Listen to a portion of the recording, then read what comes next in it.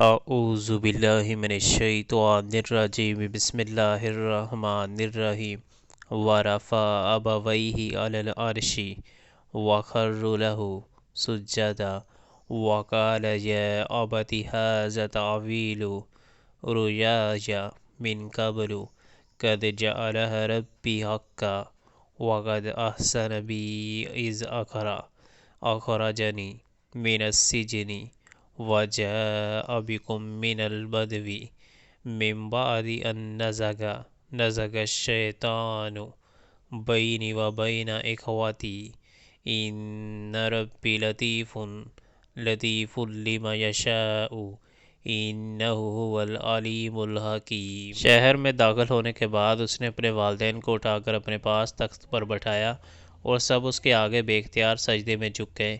یوسف علیہ السلام نے کہا، ابا جان، یہ تعبیر ہے میرے اس خواب کی جو میں نے پہلے دیکھا تھا۔ میرے رب نے اسے حقیقت بنا دیا۔